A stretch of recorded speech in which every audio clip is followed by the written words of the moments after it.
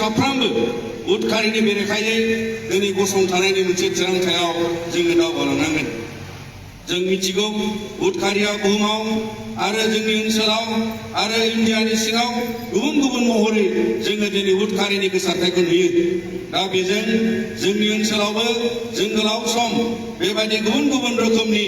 जोंनि गेजेराव माखासे उदखारि एबा उदखारनि एन्टि टेरर एबा टेररिजमनि माखासे फिल्म जाथायफ्रा जोंनि ओनसोलाव आसामाव जायो। नाथायबा दिनैनि जुगाव आसामावनो जा इन्डियायावनो जा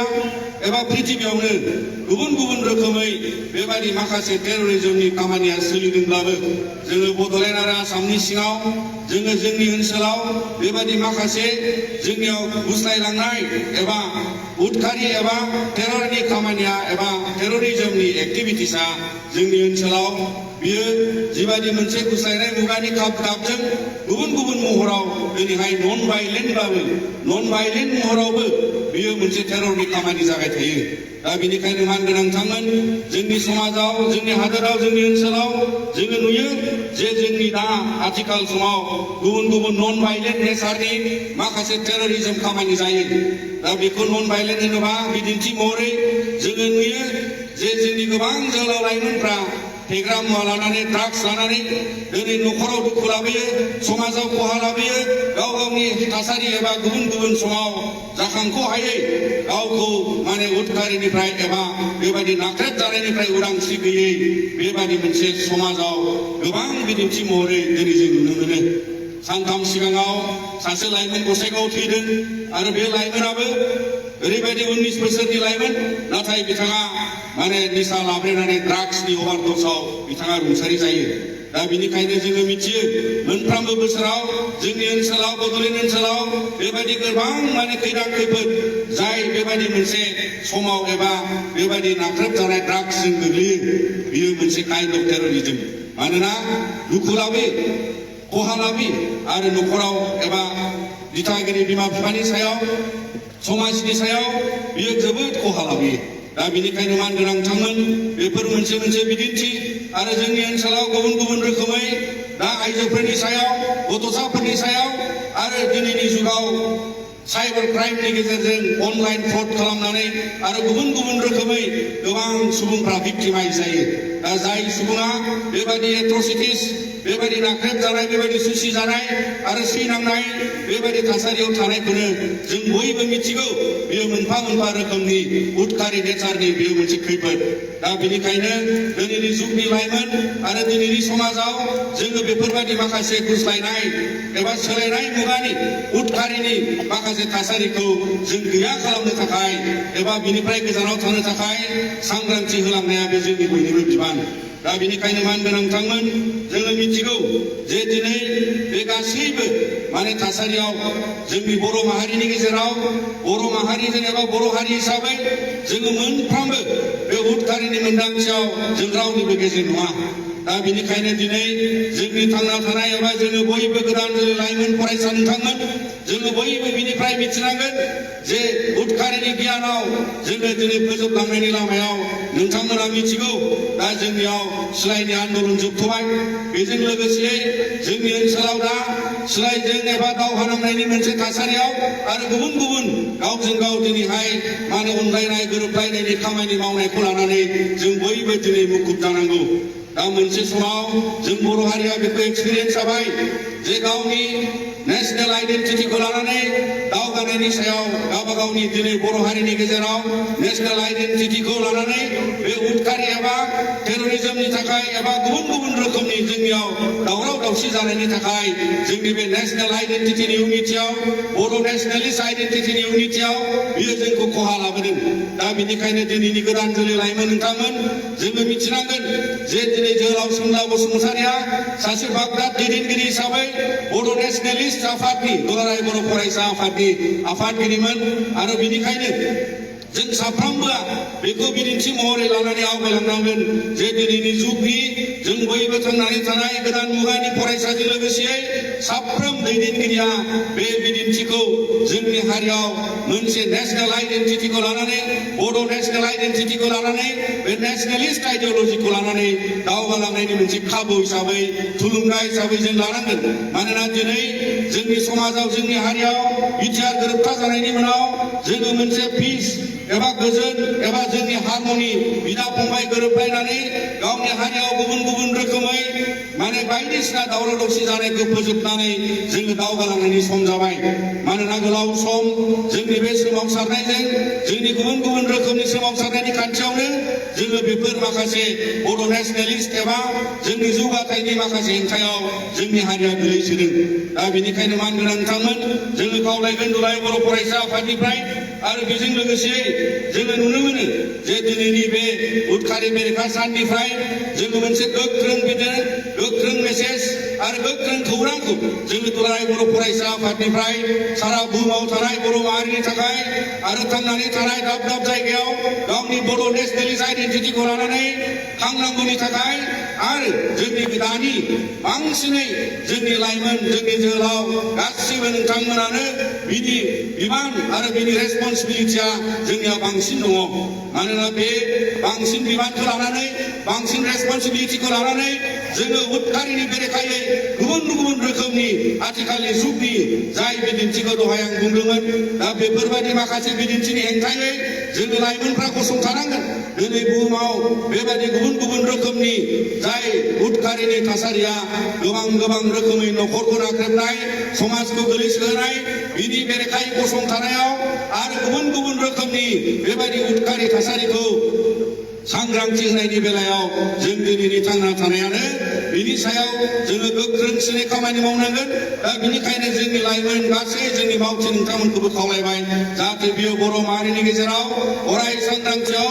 बियो अराय सम थानांगोन। जाहाथे जोङो जेखि जाया समाव जेखि जाया थासारियाव जोङो मोनफ्रोमबो रोखोमनि उदखारिनि बेबस्थाखौ जों बर' हारिनिफ्राय फोजोबलांनो हायो। मानोना दिनै गिख्रंथाव महर मोनदों। दुलाराय बर' फरायसा आफादाबो गोबां खैदां-खैफोराव बेखौ फोलोमनो हायाखै, सांग्रांथियाव लाबोजोबनो हायाखै। ड्राग्सनि खोथाखौनो बुंदो, साइबार क्राइमखौ बुंदो, violence against women and children बेखौ बुंदो आरो गुबुन गुबुन रोखोमै दिनैनि समाव मालाबा माने बेबायदि अनलाइनाव एबा ससियेल मिडियानि गेजेरजों दुसिलायनाय माने सोंखारिलायनाय बेफोर गासिबो मोनफा रोखोमनि उदखारिनि एक्टिभिटि। दा बिनिखायनो दिनै जाय बेबस्थायाव नन भाइलेन्स नुयो नाथाय बियो इमसनेलि नाथाय बियो सुबुं माहारिनि गेजेराव लाजि फोनांनाय बियो सुबुं माहारिनि गेजेराव खहा जाथाव माखासे खैफोद गोनां बाथ्राफोरखौ लानानै दिनै हारियाव बेफोरो मोजां नङा। दा बिनिखायनो बर' हारिनि गेजेराव जोङो बेफोरखौ फोजोबनायनि थाखाय आरो उननि समाव जाहाथे जोंनि हारियाव बेबायदि खौसेथि आरो गोरोबलायनायजों दावगालांनायनि मोनसे बिदिन्थियाव जों आगान सुरो। दा बिनिखायनो मानगोनां नोंथांमोन जोङो दिनैनि समाजाव जोंनि हादोराव जोंनि ओनसोलाव नुनो मोनो इन्डियानि सिङाव गोबां रोखोमनि दाबो टेरर एक्टिभिटिसा जायो। दा बेनि बिथिङावबो जोङो मिथिनानै बेफोरखौ सांग्राङै जोङो दुसिलांनांगोन, सांग्राङै जोङो सांग्रांथि लांनांगोन आरो बेफोरखौ जोङो दिनै हेंथा खालामलांनांगोन। दा नोंथांमोना नुयो मालाबा सरकारनि बेबस्थाजों आन्दलनकारिफोरखौ नाख्रेबनायावबो बेबो मोनसे काइन्ड अफ टेररिज्म जानानै थाङो। दा बिनिखायनो दिनैनि समाव दाखालि दिल्लीयाव जानायखौ लानानै सुप्रिम कर्टनिफ्राय लानानै भारत सरकार आरो गुबुन एजेन्सिसफ्राबो दिनै बेफोरबायदि माखासे डेम'क्रेटिक आन्दलननि सायाव डेम'क्रेटिक माने मुभमेन्टनि सायाव बेबायदि नाख्रेबनाय सुसिनायखौ लानानै दिनै गुलि गावनायखौ लानानै आरो गुबुन रोखोमै बयबो बेखौ हेंथा खालामदों। मानोना गभर्नमेन्टनिफ्राय बेबायदि मोनसे एट्रसिटिस जानाय एबा बेबायदि जाथाय खालामनायाबो मोनसे काइन्ड अफ टेररिज्म। दा दिनैनि समाव जोङो बेफोरखौ नोजोर लानानै आरो बे गोलाव समाव जोङो बर' हारिया मिथिगौ आरो दिनैनि जोहोलाव लाइमोनफ्रा गोसोआव लानांगोन जोङो बे गासैबो माने जिखिनि जालांबाय जिखिनि जोंनि हादोराव जोंनि बर'लेण्ड ओनसोलाव जोङो सैनांबाय आरो बे सैनायनि उनाव जोंनि हारिया बेबायदि मोनसे गोख्रों गोरोबनो हानाय, गोख्रोङै गनायनानै लानो हानाय, गोख्रोङै जुजिलांनो हानाय बेयो मोनसे रेजिलियेन्ट बर' हारि जाबाय। आरो बिनिखायनो बे रेजिलियेन्ट बर' हारिया